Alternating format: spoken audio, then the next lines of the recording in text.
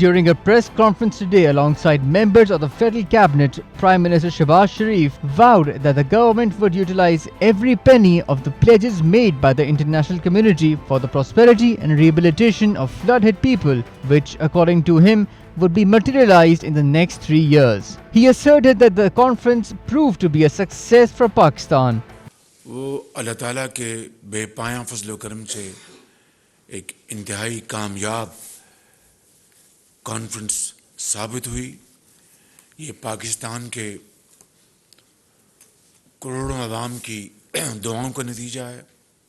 और मैंने अपनी तकरीर में वहाँ पर जनीवा में कहा था कि I believe in transparency, I believe, and this is an article of faith with me. ये लफ्ज़ नहीं थे, दूसरे लफ्ज़ थे कि एक एक पाई जो है वो अवाम की खुशहाली और तरक्की के लिए उनकी खिदमत में निछावर की जाएगी।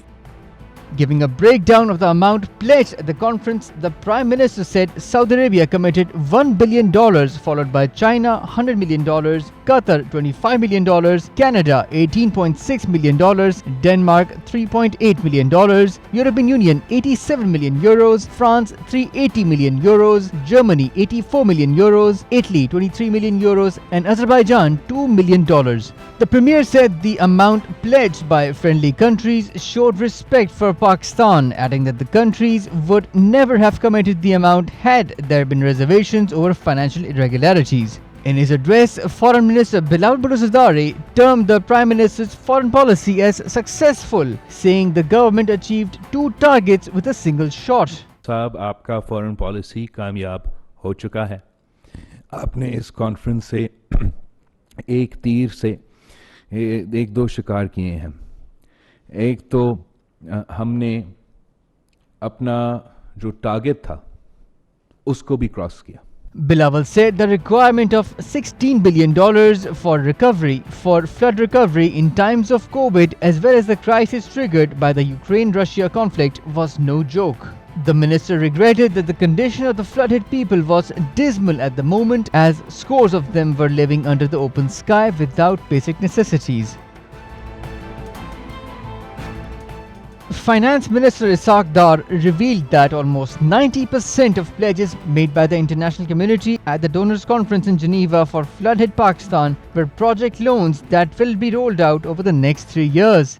तो हमारा ये है कि जब हम ग्लोबल कम्युनिटी को जाके बात करें तो वज़ीर आज़म का एक फ़ैसला था कि हम कम से कम आधा खुद बर्दाश्त करें और उनको मैसेज दें कि आधा काम अपने पास से करेंगे। तो एक तो ये है कि हमारा जो हदफ था वो 8.15 यानी रफली 8 बिलियन से ऊपर था।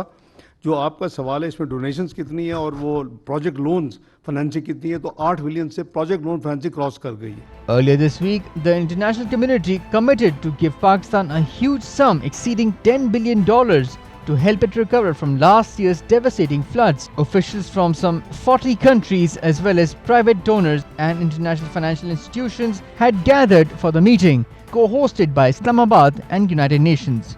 During today's press conference, Dar said that $8.7 billion of the pledges were loans. He did not reveal what the terms of these loans were. However, the Prime Minister said, "We expect the terms to be lenient." Dar highlighted that project loan financing had already crossed $8 billion, which included commitments from the Islamic Development Bank, the Asian Development Bank, the Asian Infrastructure Investment Bank, and the World Bank. The Finance Minister also clarified that the government would not take over foreign exchange held by the commercial bank, saying that his earlier statement on the country's reserves had been twisted by certain sections.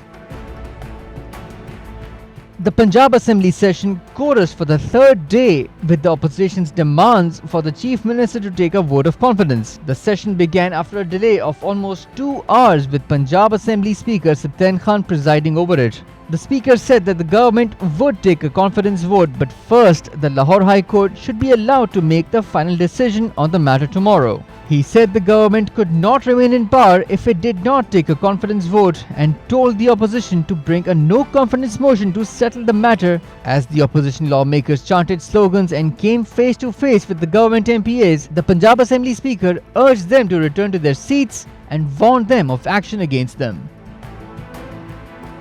Muttahida Qawmi Movement Pakistan, an ally of the PMLN-led coalition government, has threatened to sit on the opposition benches over delimitations issue. MQM factions including MQM Pakistan, MQM Bahali Committee and Pak Sar Zameen Party staged a protest outside the ECP office in Karachi against delimitations. The demonstration was held against the second phase of the local bodies elections on 15 January on the basis of fresh constituencies. The protest was attended by MQMP Bahali Committee head Farooq Sattar, PSP chief Syed Mustafa Kamal and MQMP leaders Khalid Maqbool Siddiqui, Faisal Sabzwari, Wasim Akhtar and others. Addressing the participants of the demonstration, MQMP chief Khalid Maqbool Siddiqui said the MQM has paid a heavy political price for this government and can leave it if their reservations were not resolved on an immediate basis. एक दो रोज में तय नहीं किए और हमने election नहीं लड़ा तो फिर कोई इलेक्शन इस शहर में नहीं होगा. MQMP Bahali Committee head Dr. Farooq Sattar said the MQM factions were staging a protest demonstration over ECP's impartial attitude. He further urged workers to create awareness among voters that the party wants free, fair and transparent local government elections, which are not possible under the current delimitations. साल 2023 में जिस सफर का आगाज है वो 2022 की मायूसी, नाउमीदी, बेबसी, यतीमी, लावारसी, बेबसी और अदम तहफ्फुज़ को पीछे छोड़कर उम्मीद की बहाली और उम्मीद के सफर का आगाज है. PSP chief Syed Mustafa Kamal said delimitation was aimed at occupying the city as its population was inaccurately counted. अब आज वो ये मंसूबा बना बैठे हैं कि अपनी हुकूमत के जोर पर, अपने आरओस के जोर पर, अपनी पुलिस के जोर पर वो इस कराची पर नाजायज कब्जा कर सकते हैं. ये आज का मजमा उन तमाम लोगों को बताना चाहता है कि तुम्हारा ख्वाब आज चकनाचूर हो गया. Lahore High Court Justice Asim Hafiz remarked that it was compulsory for a chief minister to have round-the-clock support from a majority of lawmakers in the House. He passed these remarks as a 5-member bench comprising him, Justice Abid Aziz Sheikh, Justice Chaudhry Muhammad Iqbal, Justice Tariq Salim Sheikh and Justice Muzammil Akhtar Shabir took up Punjab Chief Minister Chaudhry Parvez Ilai's plea challenging Governor Baligh Rahman's orders to denotify him as the provincial chief executive. At the outset of the hearing today, Justice Sheikh remarked that the matter under discussion had not yet been solved. Meanwhile, Justice Hafiz said that the Chief Minister should have the confidence of the majority of lawmakers round the clock. The court then asked Eli's lawyer if his counsel was accepting the offer of the vote of confidence or not. Barrister Zafar replied that they had rejected the offer. Subsequently, Justice Sheikh said that if a consensus could not be reached between the Governor and the Chief Minister, then the case would be heard on merit. The Oil and Gas Regulatory Authority allowed 2 gas companies, Sui Northern Gas Pipelines Limited and Sui Southern Gas Company Limited, to hike their prices by 74.42% and 75.35% respectively. In its decision on the 2 companies' petitions, OGRA allowed SNGPL to raise its average prescribed gas prices for the current fiscal year by Rs 406.28 per MMBTU and SSGCL to increase its average prescribed gas rates by Rs 499.28 per MMBTU. The 2 companies had asked the regulator for a hike of Rs 1,294.02 per MMBTU and Rs 667.44 per MMBTU respectively, effective from July 2022.